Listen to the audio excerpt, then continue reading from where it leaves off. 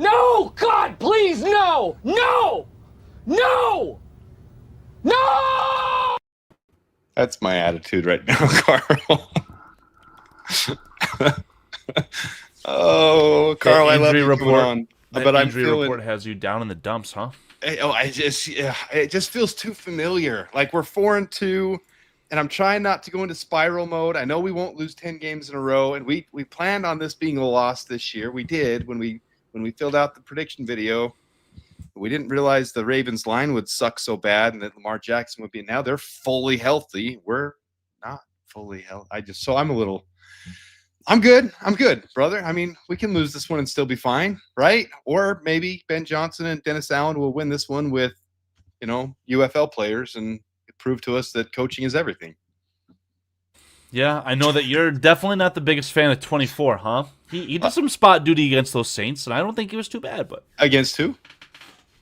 Spencer Rattler? Was that really? I mean, okay, so Spencer Rattler, and we're going to say he proved himself after... Okay, the Aints can poop out a little bit of sauce on offense. It's not enough to win football games, but I think that there are... Well, maybe there aren't. I'm not sure. I'll keep a cap on that one. Hey, I'm really happy. We talked about last week's game. I'm really happy. Obviously the defense did what they're going to have to do. I mean, they're going to have to do a whole heck of a lot this week. They're going to have to do... No Tyreek Stevenson, no Jalen Johnson, no Terrell Smith, no Kyler Gordon. You got Jalen Jones. I mean, do we trust Jalen Jones? I legitimately have expected him to play, but I feel like he hasn't, and I'll see if I can use Sleeper to tell me anything. Well, remember, I don't think that Jalen Johnson has the same role that he did when he was on the Bears previously, rather. You mean Jalen Jones? Yeah. I don't know if I said Johnson, but you did. Jalen Jones was the actual replacement for Jalen Johnson in his previous stint, and he was good. He was fine. But he was acquired in a waiver transaction, I believe, from Arizona. Arizona claimed him. Yeah, they cut him. We claimed him, and I don't think he's seen a snap on defense yet. No, he hasn't seen a snap in a game yet. Well, maybe special teams. I have a feeling he's been playing special teams. All right, Keith Huntley's in the chat. Antmus is in the chat. Longhorn Jeff is in the chat. M-Verse1. American Mafia Media, 8460s in the chat. Vitality, that's you, buddy. Mm-hmm. John Miller, GB6BY, Sex Machine 77's here. All right. Reese Reed and Longhorn Jeff saying, hey, Carl. Everybody loves Carl. Carl, glad you're here. We're making this a regular thing now. And we're doing it on a week where, man, I don't mean to be Mr. Debbie Downer. Mr. Richard Colby's here. Team Scare. 1735 is here. Appreciate you guys tuning in. Ronald Cole is here. Boom.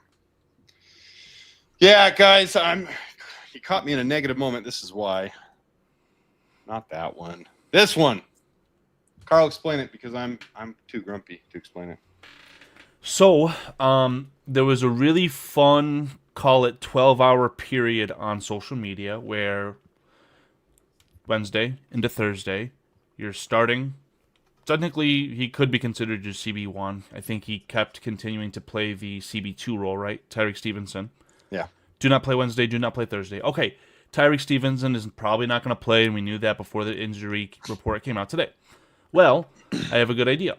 Let's take Kyler Gordon and move him out to outside, because the national pundits will say, well, if the Ravens are going to try and run 12 personnel, 13 personnel, run the ball down your throat, that means that you're not going to be a nickel a lot. That'll take Kyler Gordon off the field. Well, let's trump that by putting Kyler Gordon on the outside. No. Automatically squashed 12 hours later. A Thursday limited turns into a Friday do not practice, and all of a sudden Kyler Gordon is the talk of the town in the negative Nancyville.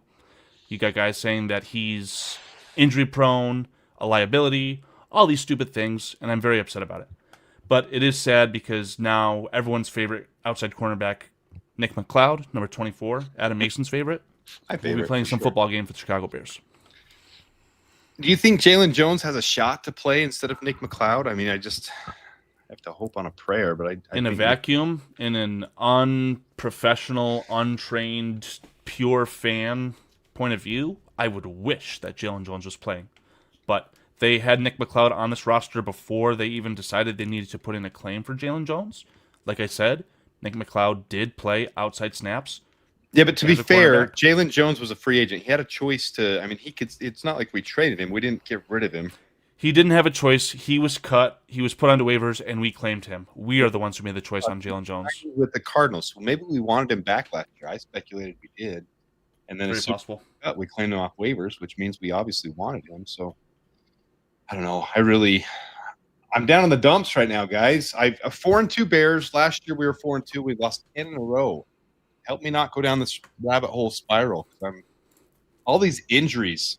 Here's our injuries. Let's remove this one. And then let's go here and look at this. Share screen. Ravens injury report. Here's the Ravens. Full. Game status. All of them are good to go except Lamar Jackson questionable, and they've already said he expects to start. So Ravens, not injured. Yeah. Bears, injured. Yeah, I mean, I always like to say that the truth will kind of lie in between the lines, okay? So fans of the Baltimore Ravens, probably during the bye week, they were saying, you know what? If we lose another game, if we lose 2 more games and we are not going to make the playoffs, our head coach needs to be fired. On the flip side, again, listening to Hogan Johns, the beat reporter for the Ravens, who is covered, he's employed by The Athletic. He said that the head coach, John Harbaugh, does not interact with the general manager much, and he actually reports directly to the president. He suspects that there's effectively no way that John Harbaugh would get fired against his will. I don't see Harbaugh. In my opinion, the truth lies between. I think that it's a coach on the hot seat, and he is telling his team, you know, if there's a will, there's a way. And I think that this is his last-ditch effort to try and throw a smokescreen towards the Bears. I would be flabbergasted if Lamar Jackson does not play Adam. I think that team has decided we simply cannot lose more than one more football game this year. The Bears are a team that needs to be beaten at home, and we're going to follow that up with a win on Thursday against, I think they're playing the Dolphins, right? So this team is in do-or-die mode. And they're coming off a bye. So they had extra time to prepare for this game, extra time to get ready and get healthy. I mean, we're just 1 week off our bye, so we should be healthy, and we're not. So are we reversing roles here? Am I the doom and gloom and Carl's Mr. Optimism now? Do you think we have a shot of winning this game, Carl? Well, it'd be awkward. It'd be awkward to say no, but for me to say yes, well, we have a shot. Absolutely, we have a shot. Are we a favorite? Do I expect them to win? I don't even know at this point. I mean, our quarterback, for all intents and purposes, just came off a stinker. Call it is what it is. We're honest, realistic on this show. Caleb Williams is uber talented, but he had probably the worst game of his career, in my opinion. Yeah. All right, go ahead. Well, I want to slightly tangent off of that because I was hoping for an honest discussion on this yesterday on Bears Country Podcast, and Mr. Danny Scantini simply did not let me have this conversation with him. So I'll ask you, Adam. Okay. 20 games into Caleb Williams' career with the Chicago Bears. Is Caleb Williams the best quarterback in Chicago Bears history, like now? So I did catch this segment. I didn't watch your whole show, but I caught this segment of it. I don't want to do anything to go down the same path. Like, we have a narrative for this show, or a path. I shouldn't say narrative. We have a direction we're going to take this one, but we will entertain this for a minute. I think Caleb. I agree with you. Caleb is the most talented quarterback that we've drafted that has the most potential to become something, but it's way too early, in my opinion, to designate him anything. It's just too early. I won't do it. I've been burned too many times with Justin, with Mitch, with these high draft picks that we've taken. I completely believe in Caleb.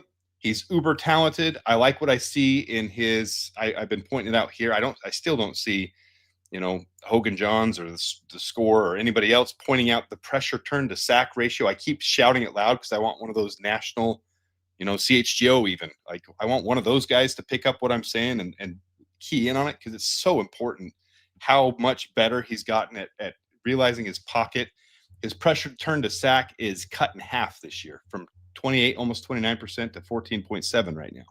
So he's really progressing on how he sees it, something we never saw Justin quite get there. Justin improved year by year. I kept pointing that out, and I was happy taking my breadcrumbs that he was giving me just enough improvement to make me excited to move forward for the future. Caleb in year 2, absolutely, Carl. I'm going to say I think he's shown me enough to be excited that he can be, but I just need more time. I still have PTSD right now, being 4-2, being 4-2 last year, watching 10 straight losses reel off. I really want to get through this season with a winning record. That's what I want right now. I'm trying to be realistic, but I'm also trying to be excited at the same time.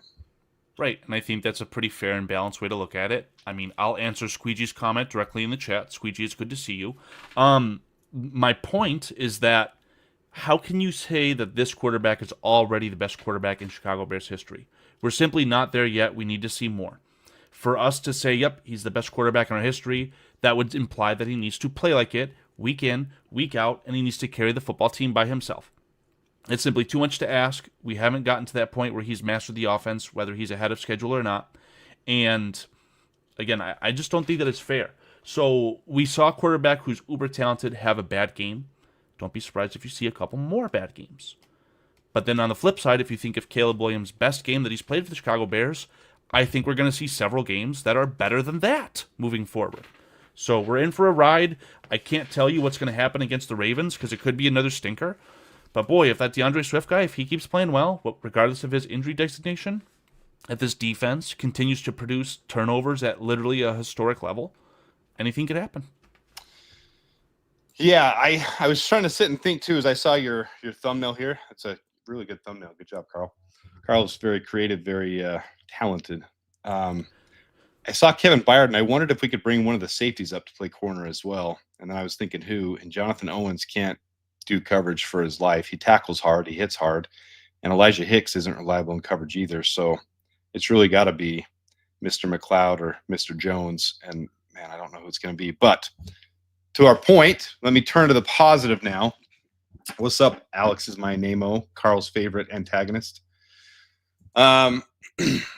The Ravens' run defense is poor, and the Bears are coming off some really good running games where our offensive line has come together and shown what we can do. So I think we're going to see the same type of ground and pound in this game. I think we're going to try to run it down their throats. And the other thing is Grady Jarrett, by all accounts, appears to be back. That's a good thing. Now, Austin Booker, I'll bring this back up. Austin Booker was questionable even after playing full all week, so I don't know what to take of that. I don't know if they'll activate him. We'll know tomorrow. But the Ravens' offensive line has the worst pass block efficiency in the league. Let me pull it up. So far this year, they are dead last. Share screen. Right here. And you can barely see it at the bottom here because I can't scroll down any farther with the way this is. They're last right down here. They're dead last in pass block efficiency at 79.5. And one of the biggest saving graces for us with the let me see if I can do it on another screen here. I was doing passing grades of Kayla. Let me just go to by player, by position. Let's do quarterback. Sorry. Chat, can you guys help me out? It sounds like what Adam's trying to explain here is we're doing a movable object versus a penetrable force. Is that the play on that term here? Fair enough. 30-second pass block efficiency with the Ravens offense. But look at the worst pressures turned into sacks this year. It's a down year for Lamar Jackson. His line has been so bad that even his wheels, he's having the same issue Caleb had last year. 28.8% pressures turned into sack. That's second worst in the league right now. I know that's kind of small on your screen, but that's a good thing for this Bears run defense, that he's second worst in the league because his line has been so bad. He's having the issues Caleb had last year where he can't even escape it. And even someone like that has, and if you saw the videos of him in practice, coming down the hill into practice, he looked like he was favoring that leg a little bit still. He's coming off that hamstring injury. I don't know if he's going to be 100%. We might have a shot here is all I'm trying to say. I'm trying to look at the positive is what I'm trying to do here.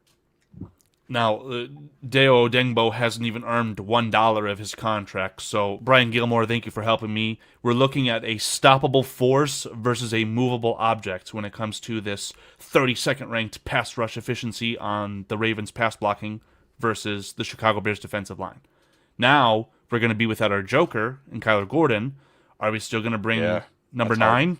Are we going to bring 9 once every 3 downs? That would be nice. Who's going to play nickel? Because they're going to do Nick McLeod at nickel again. Then who's going to play on the outside?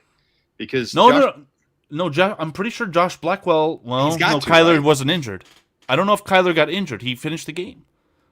So yeah, if your backup nickel is forced to play outside, yeah, Josh Blackwell's going to see the football field you'd expect. Well, I don't know. Maybe they'll play Nick McLeod at nickel like they have been and put Jalen Jones on the outside. Who knows what they're going to do yet? Yeah, it's a possibility. But either way, I would rather have it be Josh Blackwell because Josh Blackwell hits harder than Nick McLeod, which is why I hated Nick McLeod. Nick McLeod did not help the run defense at all, which is why I hated him. Like, I think he's fine in the limited coverage that a nickel sees, but he just did not hit those holes. He didn't hit like Kyler Gordon. Kyler Gordon is a huge loss for us. That's just a massive loss. I like that, Bob Donaldson. You lose your ability to have kind of an unknown aspect to your defense. Now it's going to be a lot more cut and dry for this Ravens to dissect, in my opinion. So instead of safety with what Bob Donaldson's saying, what about putting Hippolyte at nickel? I wouldn't mind seeing Hippolyte at nickel. He wasn't terrible at coverage, not any worse than Nick McLeod at coverage, but he definitely is a lot quicker and he hits harder. Well, let's get a fact straight here, Bob Donaldson. Hippolyte has been a healthy scratch the last few weeks, to my understanding.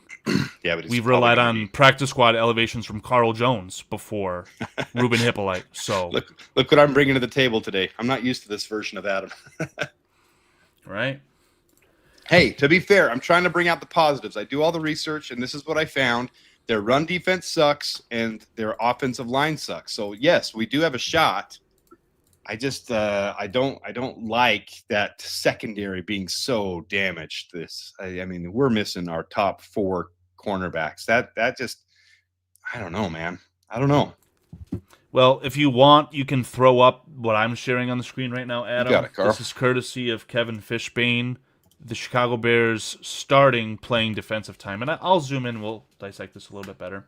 Man, how valuable has Brisker been, too? Yeah, 100% of the snaps have been played by You're going to see Brisker. blitzes by Brisker again this week. I guarantee it. Yeah. So you've got Byard, second place. Your safeties are on the field essentially 24/7. I'm seeing Stevenson on the field a lot, and he will be out, so that sucks. That is Nahshon Wright, who has played a lot more than anyone would have wanted. Well, your defensive backs play the most consistently because, like we've talked about, your defensive linemen rotate constantly. We've established that on this channel, that those guys rotate all the time. You're never going to have someone in the high 80s and 90s from your defensive line, no matter how good they are. Well, Mr. Odengbo, what he's lacking in production, he is logging 76% of the snaps. So hey, that's something. Dio is doing very well, way better than last year's team against the run. So that's why Dio is still staying in there. We've got to stop the run, and we've been doing that the last couple of weeks. So that's why Dio's seeing so much playing time. And American Mafia Media? American Mafia Media? What a name to be presented on this channel a couple days after the NBA scandal that has been brought to light. Anyway, why can't Brisker play nickel? Why would you want Brisker to play nickel? In certain downs, they bring up our strong safety on the other side like a nickel. It's very Dennis Allen-like, where he shows he's going to be coming up in coverage and then he blitzes. So in a way, they still do a little bit. So he's not going to play there consistently, but he's definitely going to get some opportunities to blitz in those packages. But you can see, Nick McLeod is at 61% snaps here, and I'm not even sure Kyler Gordon's only played 22%. That's incredible. You're going to see Nick McLeod on this football field quite a lot on Sunday against the Ravens. Yeah. Fact of the matter, I will admit, I want to give Adam a little bit of credit here. Seems like Dominique Robinson has started to figure it out. Dude. He is not a mainstay. He is probably more than a sufficient defensive end number 4. And I think that's a very good testament to this coaching staff, the general manager for believing in a guy who I think played quarterback in high school. Correct me if I'm wrong. So here's Dom Rob's tackle for loss that I highlighted a couple days ago. The LA fans, we would. Taysom Hill dropped for a huge loss. You missed the beginning there. It'll replay Dominique Robinson. But I have to pause it so YouTube doesn't catch on it being a consistent clip, or else they'll block it and then fine me. Here we go. 6 seconds, Adam. Anything longer than 6 seconds, you're going to have problems. Pause it. Even in this scenario. You see 53 right there. That's TJ Edwards. Right above him is Dominic Robinson. This is a designed run. I was talking with someone on Twitter. I don't know which one of you. I tried to break it down on there. But you see both wide receivers. You'll see number 2, who is their good receiver, Chris Olave. He tries to get out and block Tyreek Stevenson, I think. And then number 10, he tries to cut in on Domrob. But Domrob's burst is just so much better this year. Watch receiver that's going to do the blocking. All right, so here's your defensive end. You're going to try to get your wide receiver. Oh, it's hey, 14. who's that on the right, the left tackle on the right side of the screen on the defensive line there, huh? 95 is carving out a role for himself, man. Someone in the chat just brought it up. Turner looks promising off the edge. Yeah, Shamar Turner sucks. No, Do you know what he did last game? Fell on his ass 4 times. I watched the all-22. He didn't do a dang thing the entire game. The game before, he looked like he was having a decent game the game before. Shamar Turner was a wasted sack of potatoes this last game. I call it like it is, Carl. If they're playing good, they play good. If they don't, they don't. He was terrible in this game. Where was he put to his butt from, though? The defensive end position? He only played defensive end the last 2 games. He hasn't played any defensive interior. That is my case in point right there. He's carving out a role for himself as the, call it defensive end 3, defensive end 4. I'll take it. Or 5. I don't. If he plays like he did in this game, I don't want to take it. He sucks. How's he going to do that, right? You're going to run. Anyways, remove this off here. I don't want to keep getting sanctioned by freaking. Here, let's look at last game. Let's do this. Let's look at last game. I know this is kind of small. Let me go there. By game, Bears Saints. What do you want to look at here? If we reference that playing time percentage that I just had up, it would suggest that Robinson is your defensive end 3 and Pastigno is your defensive end 4. And we all know Pastigno is now gone. So Shamar Turner is your defensive end 4. I don't know who you called 3. That would be Domrob, right? No, Pastigno. No, it was Domrob. Yeah, Domrob is 3 at 31.8%. Pastigno is at 4 with 24.6. So here's your pass rush grades for this last game. Scoot that over just a little bit more. Your best ones are, Brisker, Edmonds. Dexter had 3 pressures this last game. Shamar Turner was in on 5 pass rush opportunities. He did nothing. He didn't even have a win rate. He didn't have a pressure. He didn't have anything. 0.0 is as bad as you can do. That's Chris Williams style. Chris Williams. That's Chris Williams style. So 2 sucky eggs just wasting space on my team. But if you look at the game before, let's look at week 6. He did have a decent outing in week 6. Where is he? I don't even know. Shamar Turner. Nope, same thing. Suck an egg. So I was wrong. He sucks both times. I'm not going to hype a guy just because he's a second rounder. If he plays well, he plays well. Just because we're putting him at defensive end doesn't mean he's automatically good. I think that he had a fine game against the Redskins, Adam. Well, what did he do? Because he didn't get a pressure and he didn't have any wins against the defenders. So let's look at his run defense. Yeah, please do. Let's see if there's any sort of different story according to the legendary PFF here. He wasn't in. Oh, there he was. He had 2 tackles, and he had an average grade. He was about right in the middle of our team. Montez Sweat had the best grade. Looks like he's right there. And Dom Rob is down lower. Where's Dio? Dio's right down here, too. So he was our second best defensive end at run blocking and against Washington, or run defending. And in week 7, he was the worst. He had a missed tackle and nothing else. That's why I said I hadn't even looked at the grades, Carl. I'm just telling you what I saw when I watched the All-22. And Shamar Turner sucked an egg. So he had 1 missed tackle, the worst grade possible on run defense, and on pass rush, he did nothing. So, I'll give a guy credit when he does something good, but if he sucks an egg, then he sucks an egg, and I'm going to call him out on it. But who I am super impressed with, maybe DeMarco Jackson could come in and play a little bit of nickel. DeMarco Jackson has been a freaking beast. I've been really enjoying watching him on the All-22. Let's look at his. He clearly wouldn't be nickel. He would be the Sam. No, he's weak in Sam. Yes, he'll rotate between the 2, but his coverage grade's been phenomenal. Let's see where. Yeah, look at this. I didn't even look at the grades yet. I didn't even do the video on the grades. When he's been filling in, when he's coming down limited reps, I really liked seeing DeMarco Jackson. He was in there on that play with. Dominic Robinson just barely too. Let me show this one again. But he's 2 yards outside and Dominique is, he comes in upfield after. immediately. Right there, that's I mean, him. that is such 48. a hard block for. Start it from the top then, just so we can see from behind. I want to see what 48 does. So that's him. I That's can't really DeMarco remember Jackson. He just comes into. I mean, he doesn't do anything on this play, but I'm just saying that was him on the same play. I mean, he's lined up all over that too, but that's him coming in. I like the from behind the back view, the end zone view. So that's him right there, just doing his Sam responsibility, sheds through that lineman, gets through, and well, I'm there to help out. So, I mean, I'm not trying to hype him like he's the next best linebacker, but for a fill-in guy that's, we added late and he's just kind of spot starting. Hopefully we have a lot of those this week because that's what we need. I mean, we're going to have guys filling in. We're going to have Nick McLeod proving me wrong. We're going to have Nashawn Wright having another, good game. We're going to have Jalen Jones playing well. We're going to have a lot of these guys chipping in.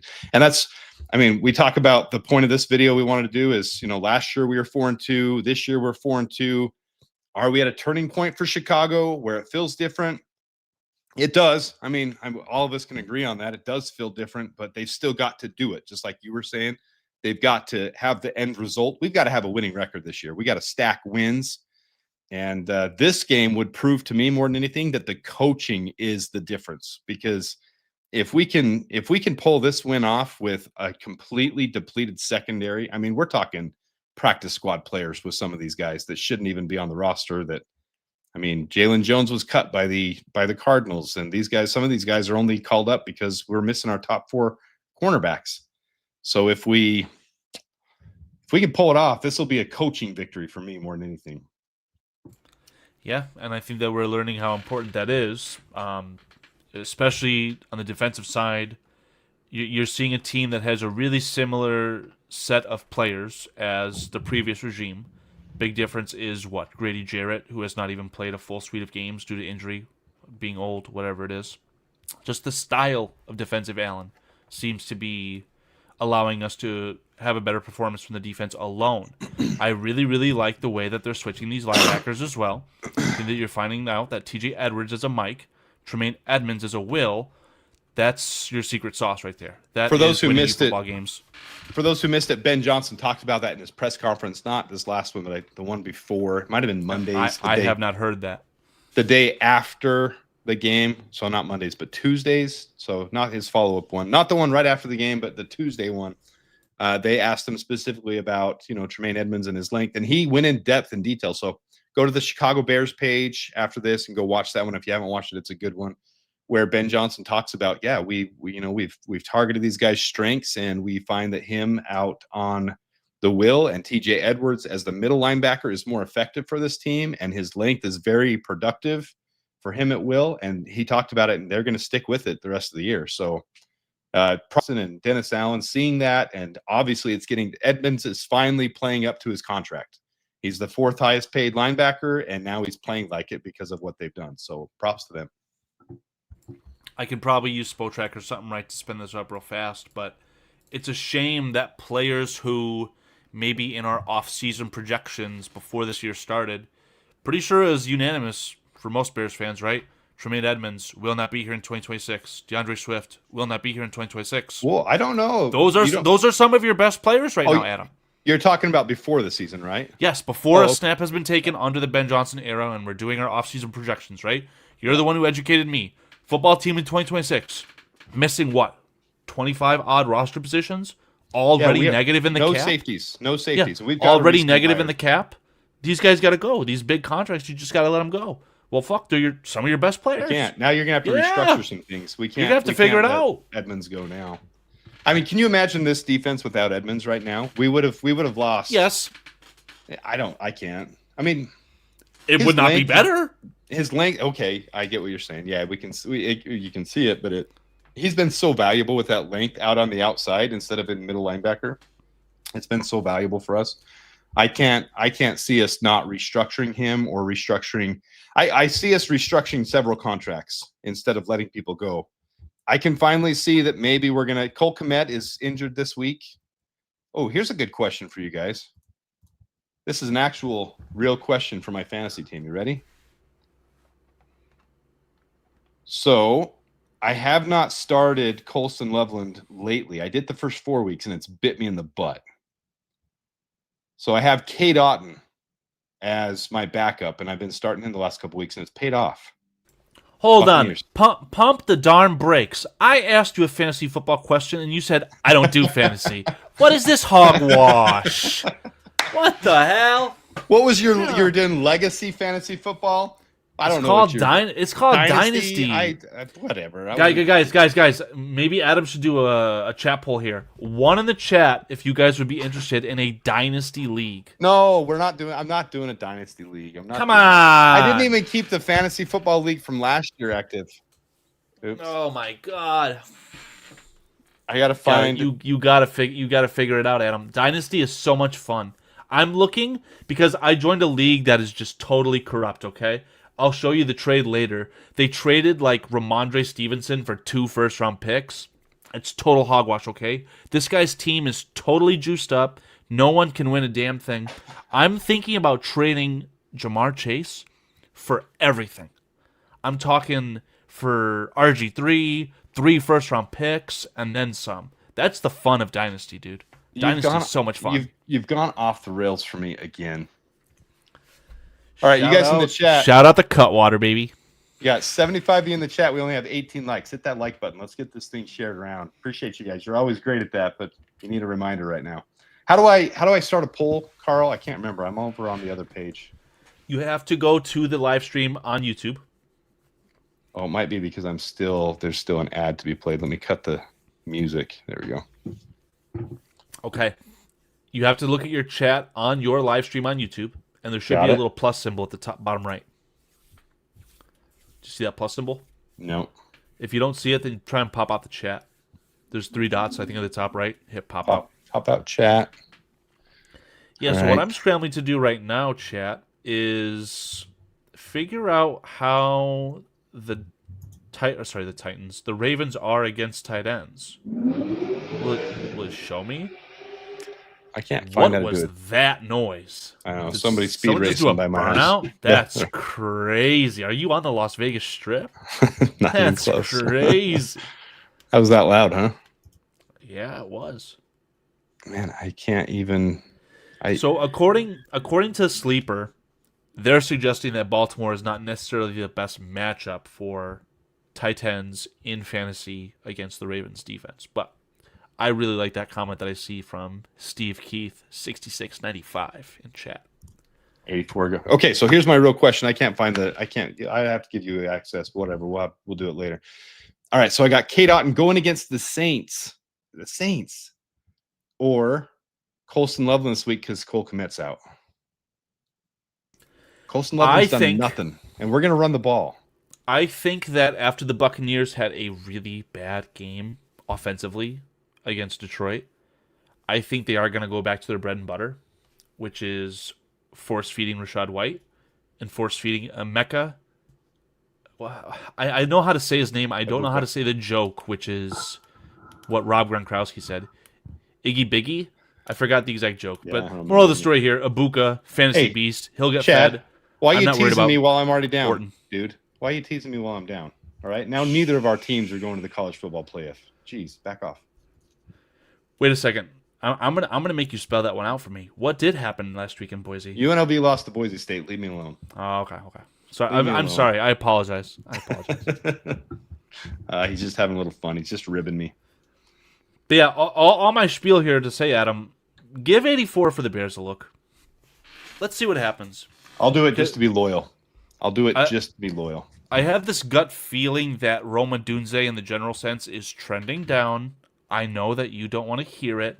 Oh, it is. This kid has dropped 2 football games in every game that he has played for the Chicago Bears in 2025. This is what he had the half touchdown streak, all these good things.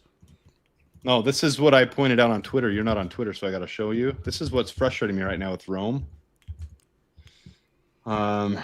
Receiving. Here's what's frustrating me right now. Here's the contested catches right here. It's awful. Beginning of the year, he was 3 for 4. Since then, he's 0 for 6 in the last 4 games. 0 for 6 on his contested catches. Thank you. That's so frustrating. It he is only has frustrating 2 because drops. You count a lot of contested catches as drops. They're not. There's a difference between dropping the ball and that not contested is catch. that is the difference between someone who takes themselves. I say this jokingly, between someone who takes themselves seriously and someone who does not. They aren't drops, but they're drops at them. No, but Roma Odunze coming out of college, his calling card was his contested catch. And even last year, let me show you this: wide receivers 2024. I know regular it's going to season. be top 5, top 3, whatever it was. Maybe it's the best. He was 3rd in the league. Not a fan of that comment from Brian Gilmore, but I hear it. If it'll load up. Okay, so contested catches the entire league last year. Roma Odunze 72.2. He was 13 for 18, and right now already this year he's 3 for what? 11, 3 for 10. It's not good. Yeah. So if you told me that Roma Odunze has already dropped more balls in 2025 than Larry Fitzgerald has in his entire career, I'd believe you. The kid has a slight problem, and he is the volume target on this offense. And I'm sensing that coming back down to earth, Adam. So, again, full circle moment here. Cole Kmet, 85, missing his first game out of 90 career games. RIP the Iron Man streak. Let's give 84 a look here. In fantasy and in real life. Let's get some targets for our highly, highly drafted tight end, please. Oh, let me show this. Let's go back here. I was going to show this while we were on it. Here's the blocking grades for both of our teams. Here's the notable thing that points out to me. Now, everything's in a bubble because Theo Benedict's played decently well until this last game. This last game was ass for Theo Benedict. It was terrible. What is this sorted by? Pass blocking? This is just all the guards, tackles, centers by pass blocking for our 2 teams. So us And and you've the got Ravens. Tyler Lindenbaum, bottom 5? This list is hogwash. Go Well, ahead, look Adam. No, but this year that's what Baltimore's been. I smell bullshit. No, Baltimore's been terrible. That's why they're the As a worst team. pass blocking efficiency team in the league right now. So this is where the Bears have a shot. Joe Tooney is our savior. Thank you, Joe Tooney, for extending once we traded for you. My goodness. Right. So here's my point on this, okay? Mhm. These are literally the names of every single offensive lineman on the Bears and Ravens combined. Yeah, that have played any snaps. Yeah, in the games, only yeah. player I'd rather have than Tyler Lindenbaum is Joe Tooney. So the fact that he's at the bottom 5 of whatever the hell list this is, that's just crazy to me. Well, he's just like you've got Tyler Lindenbaum in Drew Dahlman. They're the exact same player. Drew Dahlman is an amazing run blocking center. So is Tyler Lindenbaum, and then his pass blocking has just been atrocious this year. It's just been terrible. And Drew Dahlman's not much, farther behind him. Drew Dahlman's grade looks fine, but if you consider all those bad snaps that Caleb has saved one like this, literally over his head and caught it and saved that one, then the dropped one, and then the one that was saved by a penalty that didn't count because then we kicked a field goal instead. Drew Dahlman's got bailed out quite a bit, but his pass blocking has been pretty bad this year. There's always room to improve. I'm not saying we should cut him or anything. He's the heart and soul of our run game right now, and it's been very valuable the last couple weeks. So And Alex is my name. Jokingly asked, can Tooney also play defensive back? I unironically think he could. hey, Darnell Wright could. You see him in the preseason out there catching balls? Hey, that's a perfect transition, Adam. I wanted to ask you what you're thinking about that right side because previously we've had the discussion, right? Kick right inside, start Ozzie outside, get Jonah Jackson over to Walmart to bag some groceries. Not anymore. This Jonah Jagoff, he's looking real good. No, Jonah Jagoff's the same as he's looked better, but the run game between those 3 is the heart of our run game. Drew Dahlman, Jonah Jagoff, Jonah Jackson, and Darnell Wright. Those 3 are beasts. I mean, you can pull them, you can do anything you want. They're going to plow some guys over. Pancakes. And Adam, I don't like that you call Jonah Jackson Jonah Jagoff. I don't care if he went to Ohio State. You Just did kidding, it, I do. know. Just kidding, I do. You did it. This episode is sponsored by Cutwater. Hashtag not an ad. Look at the comments in here. Chad Speaker. Probably Mr. Biles gets the start. That's why we love Chad Speaker on this channel. He definitely is Mr. Biles. There's no shot about it. So No doubt about it. To answer your question, here's Baltimore gone. Let's just look at this in a bubble. I know it's PFF, and I know you don't love it, but pass blocking, they've got Joe Tooney, Darnell Wright, then Drew Dahlman, then Braxton Jones, then Jonah Jackson, then Theo Benedict in that order. Our pass blocking still has not been phenomenal. What it's been this year is this young man, right? I got to go backwards. Where's Caleb? Let's just go to Caleb.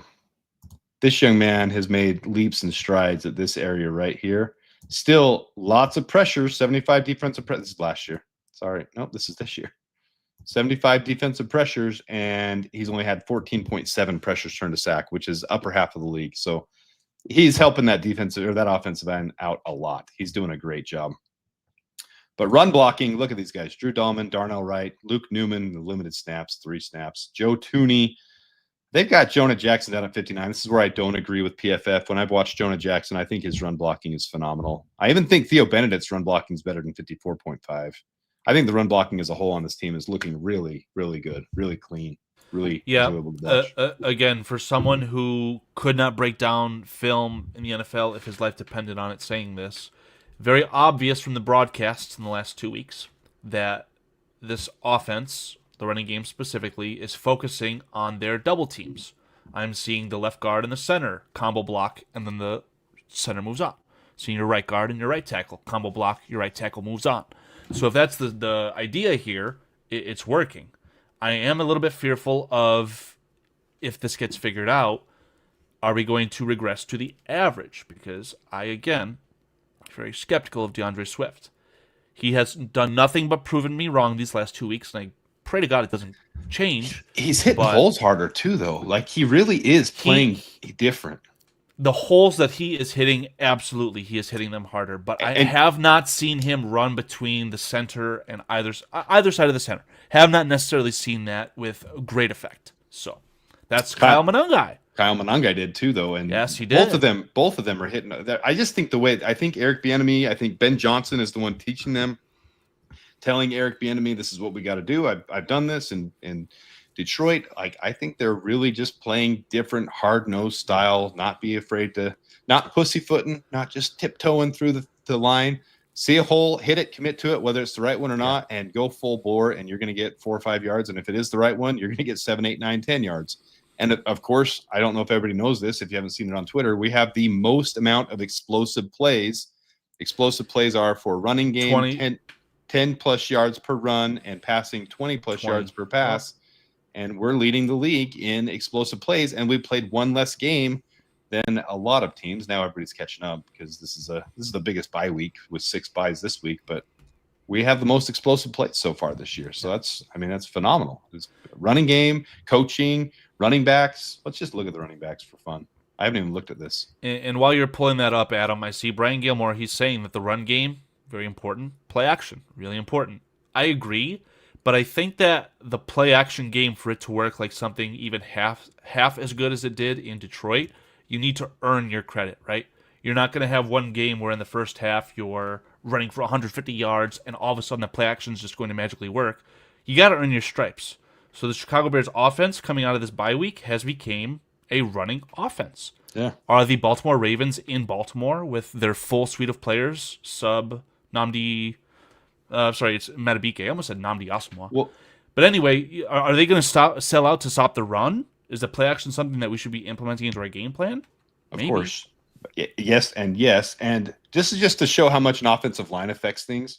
Look at Baltimore this year. Derrick Henry, he's gotten better the last couple weeks, but he was down lower. Last year, he was at, let's just look so I don't speak wrong. Womp, womp, womp. Derrick Henry was at 6 yards per attempt last year with his 2,000-yard rushing year. There was a point last year where I think both Lamar Jackson and Derrick Henry were averaging 7 yards per carry. It was insane what that offense was able to accomplish on the ground last year. So here's your 3 guys right now, and DeAndre Swift and Kyle Monangai are averaging 4.7 and 4.6 yards per carry. You can do that all day, every day, and succeed in the NFL. I mean, that's going to lead to a lot of first downs. In fact, they've had, where's the first downs right there? 25 first downs by DeAndre Swift. That's pretty phenomenal. And make no jokes about it, Derrick Henry is having an extremely down year. Well, it's all related to those fumbles, right? Because he's fumbling the ball, he's having less confidence. I don't think he's hitting the hole as hard as he would like to. He's always been a player who's a slower build-up for his acceleration, but still, his mojo is completely lost right now. He I was think until this last game, and then you see what he just did. He had 122 yards on 24 attempts this last game. He looked a lot better this last game, but before that, you're right. He was looking down this year. They will hope that changes even more drastically with the return of their all-world quarterback. So I think that's the key here is that hamstring of Lamar Jackson fully healthy? Regardless or not, are we going to be able to stay with the trend of what Adam alluded to or pointed out, according to PFF at least, these pressures becoming sacks? So, I mean, he was healthy and he was taking 28% pressures turning into sacks. If he's got a hurt hamstring, this has got to be, if you're game planning and you're Ben Johnson and you're Dennis Allen and you're sitting there in the film room and you're watching all this stuff and you're looking at their injury report and you're seeing him, with a little bit of a limp still on his hamstring, and you're seeing this and you're seeing the offensive line pass block efficiency and that Baltimore's last in the league, this has got to be what you're keying on. I mean, you've got to hope Grady Jarrett is healthy, you stop the run, and you get pressure on him. It's going to come down to getting pressure on these guys this year. This week. I do think that they will look to establish the running game early because of exactly what you just explained. I also think that this offensive coordinator is his name Todd Monken. Mm-hmm. He's not going to game plan as much RPO, get Lamar Jackson on the edge, and run for us if that hamstring is even within question, right? Agreed. I think that they might look for more short passing. Might be easier to defend that if you only bring 4. So are we going to elevate Austin Booker? Are we going to have a nice little NASCAR package that has Dayo Dengbo playing on the inside? Are we going to do something fun to where we can actually get pressure with 4? Because right now, bringing 5, bringing 6, that's not going to include Kyler Gordon, and that sucks because he's the best in the league at it probably. Yeah, my question all week is now that Booker's full participant, but he's questionable. My only reason I would think he's questionable is are they just not going to bring him off the injury report yet or the IR yet? When you're designated to return from injury reserve, Adam, you have 21 days. So if he's not coming back this week, he's got to come next week, or he's out for the year. Yeah. So what are you going to do when you got these issues with your? I don't want to say your pass rush in general, right? He's a defensive back, but without your joker, without being able to do the fun stuff, yes, you could still mix in the blitzes with Jaquan Brisker. I think call it a do or die game for the Ravens. Austin Booker's got to come back now, man. We need it now. It's our pass rusher, and we need it now. I agree, but who's going to get cut from the roster if we bring up Booker? Right, we talked about that in text, right? Mm-hmm. I think that if you're having a healthy scratch on one of your draft picks at linebacker, Carl Jones, smell you later, man. Let's get that cat out of here. Let's get Austin Booker elevated, and let's actually have Ruben Hippolyte play a football game for us. And let's see what happens. I kind of led you with that one, but I also agree with number 48. What's his name? DeMarco Jackson. With DeMarco Jackson playing so well, I think Carl Jones is expendable at this point, and you're not going to cut Ruben Hippolyte. So I think it's the logical thing to do to bring Austin Booker back. So you'll know that tomorrow. They're going to, it has to be determined tomorrow whether it happened when they elevate. So we'll see tomorrow, and I kind of expect that's going to be the move. I think you're spot on with that one. Carl Jones will probably get the cut, and then Austin Booker will be back. But then we're going to be carrying 10 defensive linemen for the game, or will somebody be a healthy scratch this week? And who would it be? Because I expect Grady Jarrett to be back. I would hope it's Chris Williams, but they don't do that with Chris Williams. They play him for some reason when he sucks. Absolute terrible. I still don't understand why he's on the team. He could save us $3 million. He gets a lot of shout outs from good old defensive Allen, Dennis Allen there. So when has he shouted him out? I feel like I've heard his name come out of Dennis Allen's mouth. Pause. That's what she said. Twice this year. He definitely said it at least once, but maybe if you're a defensive lineman, you're getting those a rotational defensive lineman, that is, right? Not a starter. Maybe just because Grady Jarrett's out and he had maybe one good play all year. Yeah, maybe it's hype beast type stuff. I'm not too sure. I was going to ask you, Adam, if it's time for the Go Blue segment of the show. Cairo Santos, Jake Moody, what are we going to do? Well, I guess we are getting close to it. We're going to keep this to an hour, guys. It's cruising by faster than I thought.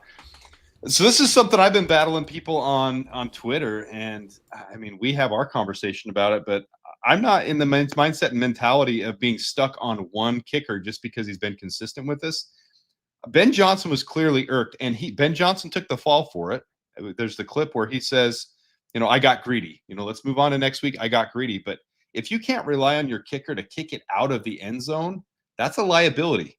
And I like Cairo Santos, but Jake Moody has been consistent since he came to the Bears. I want to see him get another try this week. I hope Cairo, here's the designations. There's no Cairo on here. Cairo seems to be fine. Full, questionable. Oh, he is questionable. I didn't see that. That is a designation. Yep. Well, I thought he was on the dash with no designation. So I hope they sit Cairo one more week. I want to see how he kicks in Baltimore. I want to see how he kicks in Cincinnati. I want to see him get his shot to. Man, last game I think I was the only person shouting at the TV before the half. We punted it when we were on our own 49-yard line. So that would have been a 68-yard field goal. I was like, just do it. Just do it. Just kick it. Let's see what happens. NFL record. Give him a shot. Let's do it. And we punted. But if you didn't see in the preseason, in fact, I can probably pull this one up. Let me remove this one. I'm high on Moody, man. I would like to squash that notion, though. I'm not going to have my kicker, who already has, call it, confidence issues leading into his stint with Chicago. I'm not going to ask him to kick a 68-yard field goal in nasty conditions at Soldier Field. Can you imagine what that would do for him if he? I would do it from 60. 60 is good. 61 is too far. If he did do it, then man, here's Ben Johnson's clip. I just want to show this. I got too much stuff on here. Game kickoff thing one more time. Man, can we go on to the next game? I'm still on the. With the new rules, when it doesn't land in the landing zone, it's a dead ball, right? Mm-hmm. So theoretically, could you have just kicked it anywhere, just Short, more than 20, and the clock would have stopped? Mm-hmm. Was that considered at all? Yeah, it was. Yep. And Listen, last time I'm going to bring up last game, okay? Yeah. I got greedy and I wanted the extra 5 yards. That's why we tried to kick it out of the back of the end zone. Simple as that. I can't find the actual kick, so I'm just going to bring this up. This is a screenshot I have. Oh no, it's the actual kick. So this is in the preseason, but it's just recorded from Twitter. I didn't record it out. Something happened. It stopped. Unless you paused it. I paused it so I could set it up. So this is a game winner by Moody. So just my little thing I wrote here. How long have we wanted a Bears kicker they could put it through from midfield? He had extra leg on it too. Jake Moody was 3 for 3 in the Super Bowl 2 years ago with a 55-yard bomb in that game. And this kick that goes through for this game winner in the preseason was good from 59 yards, but the stat track said it would have been good for over 70 yards. It would have been over 70 yards on this kick. So here's the kick that wins the game. It's right at half field. Boom. How long have we wanted this in Chicago? And it's good. It went in the upper half of the bars. Simply put, I cannot tell you how much enjoyment I'm having from someone else trying to preach to me that a player from the University of Michigan is uber talented. I mean, I don't think that kickers or punters should be drafted unless they're iconic. And Jake Moody was close. But you're telling me that a kicker was drafted 39th overall? I don't care if it was a reach. He's extremely talented. He wasn't 39th overall. He's 100th overall. 99th overall, I'm sorry. The third round. 99th overall. I thought he was 100, but either way. Comp pick area, but yes. No, it was a comp pick. But again, all that just to say, like, why would you waste a resource that high unless you thought that the guy was uber talented? Well, duh, it's because he is. So, here, let's do a little tiny pop quiz at him. Who is my favorite coach on the Chicago Bears? It's got to be Richard Hightower. Correct. Why is Jake Moody on the Chicago Bears roster? It got to be because of Richard Hightower. Richard Hightower signed off on it. So if Richard Hightower has this kicker, they're trying to build up his confidence. I don't think that Ben Johnson is a Michigan fan. He probably heard a little bit more about Michigan because he was in that state coaching their NFL team. But this kicker, how can you deny him any opportunity? I think it's Jake Moody until it's not. Cairo Santos coming back, healthy or not, at this point, I don't know if it matters. I don't care about the money. These kickers are so weird, man. You already may have damaged goods with Cairo Santos if he's watching the 99th overall pick from whatever draft it was, 2023. Mm-hmm. You're saying that this kicker just comes in after getting cut, elevated from the practice squad, and he's essentially flawless. I don't know if that blocked kick counts negative on his record. It shouldn't because it was blocked. But It was a bad snap. It was a little high snap. Put it down. It was a little late. Timing was off. So that's his only miss, and that's not a miss to me. I think he's been absolutely phenomenal for the Bears. Hey, this Jay Capione, that's an insane question. Yeah, he's not been on the injury report at all. Holy smokes, you're right. So you're saying an injury that at surface level appeared that he was paralyzed? Well, it was a concussion. I know. He wasn't paralyzed, thank God. It was just a concussion. He's not even on the report. Yeah. This laundry list, and you don't see Noah. Oh my God. There wasn't room. If you scroll down, it would be down lower. Yeah. I'm waiting for the day where this injury report has to have the text shrunk to fit into the where it's so 16:9 small graphic. you have to get your magnifying glass out to read it. And again, very much saying that as a joke. I do like this comment by Marco Jackson. I do like this comment by Midnight Hammer. Al Harris's proven track record of developing defensive backs developed Trayvon Diggs and Deron Bland during his time with Dallas. Al Harris is to credit a lot for the takeaways. Yeah. I completely agree how valuable the whole coaching staff of this team, from the wide receivers coach to the defensive backs coach to even Declan Doyle has grown on me so freaking much listening to him talk. Like, these guys are all, I'm really impressed with the coaching staff of the Bears right now. Yeah, and I don't want to come off as the jerk that does not like Ben Johnson. He is a fantastic head coach, and I could not be happier that we have a whiz kid as an offensive mind. Obviously, my preference would have been to trade for Sean McVay. Kyle Shanahan, is unrealistic as that is. But my second favorite coach are tied between Al Harris and Antoine Randall-El, who, very real possibility, neither of those guys are here next year because of the job that they're doing. So cool we are very lucky to have Al Harris. Flip side of the coin for this exact comment here, Adam. Mm-hmm. Guess who is on the concussion report and is not coming off of it for an unknown reason? You talking about on the Bears? No. The comment down below. Trayvon Diggs is being held captive in concussion protocol by Matt Eberflus. Does that story ring a bell to you? I'm so done. Jaquan Brisker? I think I'm finally to the point of being done talking about Eberflus and gasp, Justin Fields. Like, I'm finally there. Like, you finally accepted. I wish that you were one of the two humans who watched me have a mental breakdown when my Chicago Bears drafted that kid from Ohio State, Justin Fields. I knew he was going to suck from the day he was drafted. And, man, he had all that promise. Started a YouTube channel with Nick just because of how excited I was for the kid. And, of course, he let me down. What a surprise. But, man, that cat cannot play quarterback, Adam. Yeah, Adam, I feel so bad for Justin Fields. He's talented, but he needed an NFL team surrounding him like he did at Ohio State to look good. And look what happens. He even has his Ohio State wide receiver, and it's just... I was done talking about him. All right, we're at the hour mark. Carl, I do want to do what we haven't done enough lately. You reminded me of that. Recognizing people in the chat before we get off. Official Chief Latero, Keith Huntley, Jay Capone, Dadon, Brian Gilmore, Chad Speaker, Midnight Hammer. Let's see. Spare Parts 33. You can see all the live participants in the chat, Adam. So that includes Levante Rogers. And guys, this needs to be said as well because it was brought up yesterday in BCP. In these live streams on YouTube now, it's not that you've made a mistake, but YouTube is going to display your handle, not your display name. So guys like Official Chief Latero, well, we know that's Levante Rogers because of the relationship we've built in chat across several of chats here on YouTube, but your handle is Official Chief Latero. So if you want to be displayed by a certain name, you're going to have to figure that out because I don't think that that's something that we can modify. Yeah. Anyway, Midnight Hammer, Keith Huntley, Jay Capione, Mr. Chad Speaker, good old Brian Gilmore, Bears fan 2005, and American Flame Media. You guys are all currently in the participants in chat.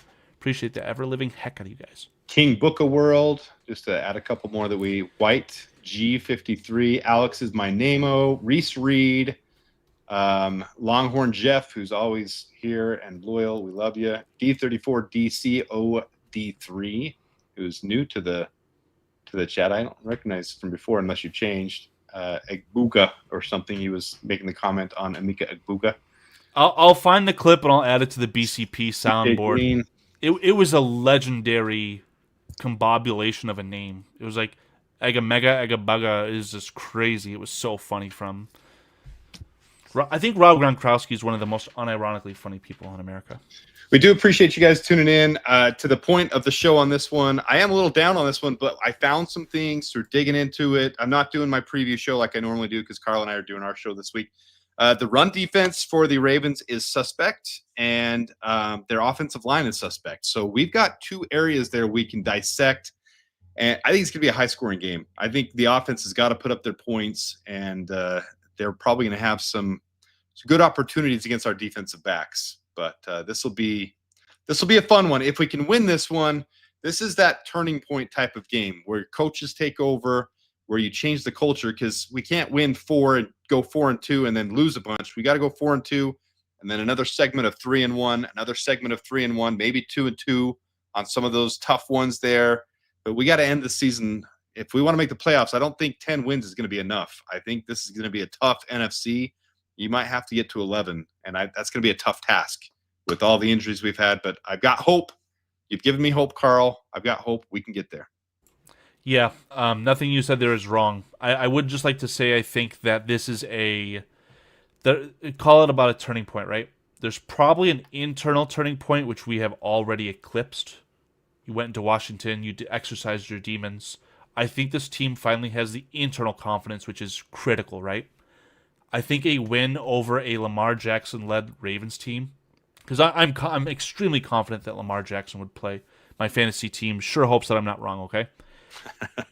Externally, public media, national media, whatever the heck you want to say, Colin Cowherd, if you go into the M&T Bank Stadium and you beat those little Ravens, now you got a football team, guys. So, very important. It is a turning point in the external point of view, in my opinion. And then Joe Flacco led Cincinnati Bengals right after that. Hey, if you go into that stadium and you lose that football game, there is no shame because that old man, he's still slinging it, man. Yeah, that was fun. The Aaron Rodgers-Packers matchup this weekend, that'll be a fun one to watch, too.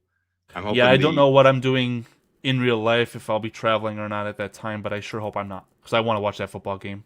I hate to say it, I want the boogeyman to win really bad. Yeah, of course. We don't want the Packers to win. We want the Packers to. But I want Aaron Rodgers to have net negative. Like, I want him to be bad. But for that one game, you want to discount double check anyone? Discount double check that Jagoff Jordan Love. The Packers are beatable this year. The thing with the Packers this year is their offense has shown everything we've said. Jordan Love is not special. The offense has been bad for the Packers. Their defense has just been so good this year. Keeping them in games, winning some games. I mean, they lost a close one to the Browns, very low scoring as well, but they're beatable. The Packers are beatable. They're just winning tight games because of their defense. So we got a shot this year against the Packers for sure. Talk about, wiggling our way down the rabbit hole here.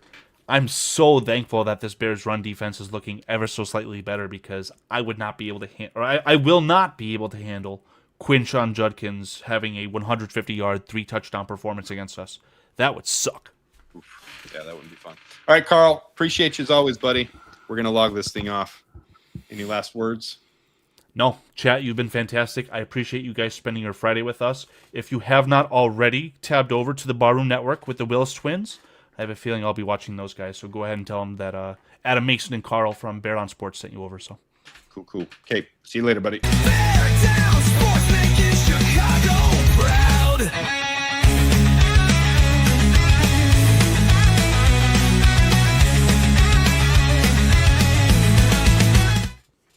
Adam, you got to try these Cutwaters.